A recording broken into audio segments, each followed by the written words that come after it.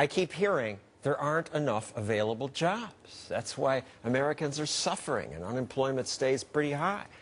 But there are jobs out there. At Monster.com, we just looked, there are more than 1 million listings. Computer network engineer, $71,000 a year. Technical analyst, $40,000. Truck driver, $40,000. Clerical data entry, $10 to $14 an hour. Entry-level jobs, dishwasher, $8 an hour. Companies tell us we have jobs to offer. Problem is, there is some work some Americans don't want to do, and many other jobs they're not qualified for. CEOs tell us they often have good jobs for people like engineers, computer scientists, and if they could fill them, they'd grow their companies and hire more Americans. And it turns out there are computer scientists and engineers who want that job, so why don't they hire them? Well, tonight's show is an all-CEO show, so let's ask two of them. Joining us again, the founder of Staples, Tom Stemberg, he's now a venture capitalist, and David Park of Austin Capital. So why don't we hire these people? Well, I think one of the problems that we have within this particular economy is just a lack of certain skilled labor, in particular when it comes to engineering and programming. And I think one of the problems that we're facing today is that people want overall immigration reform before trying to get some of these people to come to the United States, give them a work visa. But the truth of the matter is that these particular engineers will create jobs in America for Americans. I hear they steal jobs. That was a job that might have gone to an American. For every engineer that we hire in the United States, there will probably be about 6 or 7 other types of manufacturing jobs that we can bring back from China, from India, from these other types of countries. There's all this conversation about illegal immigration. But the truth of the matter is that we have a great shortage of skilled labor in this country, in particular in engineering. So unless we fundamentally change something about our educational system to build more engineers, we are going to continue to lose these jobs, because what we're doing is, you know, these immigrants are coming into the United States, being educated, and then they go... Foreign students now earn 3/4 of the doctorates in American universities in mathematics and computer science. And you know what? And they're going to work over here, but what do? They go back to where they came from, and they compete against us. Because they can't get visas to stay here. And, you know, this one other argument, though, is that some of them might come here to murder us. You know, there's always a risk that there's a bad apple out there. But what we're doing is we're throwing the baby out with the bathwater. Just give you an example. If you want to come across the border from Canada today, you get hassled incredibly. I'm on the board of Lululemon, which is based in Vancouver, but is a very fast-growing company in the United States, adding tons of very high-paying jobs here in the United States. Their executives have a heck of a time coming across the border. And it gets worse. From Canada? From Canada. Their CFO was coming here to speak to investment analysts in New York. They held him up the border for 8 hours and demanded that he get a work permit.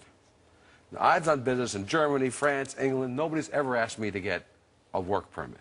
It's ridiculous. Perhaps with good intentions, but ridiculous. It gets worse. The state of New York tries to figure out when you were here so they can charge you a tax for the 4 days you spent here. Now, Lulu has stores here at least. Other companies don't even have stores here. The state of New York is chasing them to try to collect taxes from them. We have gone from one of the most business-friendly countries in the world to one of the most unfriendly countries in the world. Other countries encourage entrepreneurs. Germany lets computer experts stay permanently. And if you're going to start a business and you invest $1.4 million and create 10 jobs, you get in.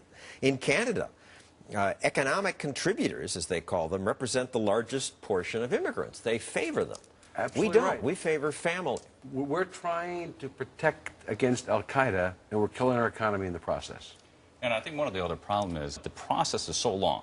In one of the firms that we have, just like yourself, we're actually trying to... It hurts your company. It hurts our company. And, you know, we create millions of jobs, and, you know, in order for us to get the types of people that can produce in a productive and a creative way, we need the best talents around the world. We are a borderless economy, and technology has overtaken just pure labor as a force of growing that economy. And unless we bring people in that understand how to go about utilizing those technologies, we're really going to go, you know, take a seat back in this world economy. And you look at some of these companies, Google, Intel, Sun Microsystems, eBay, Yahoo, all have in common... Immigrant founders. Immigrant founders. People from other countries came here, created all these jobs, and a Dartmouth Business School study did find the companies that outsource the most create the most jobs in America. David Axelrod goes talk to his union friends. You know what he's telling them, and they're telling him. And at the end of the day, we end up with policies as well as practices which discourage immigration and discourage innovation. And it's terrible.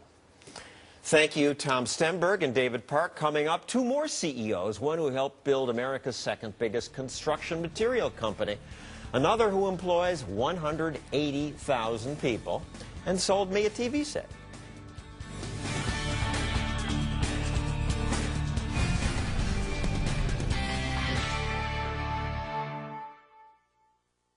Today's On the Path to Retirement question is sponsored by Fidelity. How much of my retirement savings can I withdraw each year to help ensure I don't run out? The answer in 30 seconds. I know you're worried about making your savings last and having enough income when you retire. That's why I'm here. To help come up with a plan and get you on the right path. I have more than 1,000 Fidelity experts working with me so that I can work one-on-one with you. It's your green line. But I'll be there every step of the way. Call or come in for a free portfolio review today.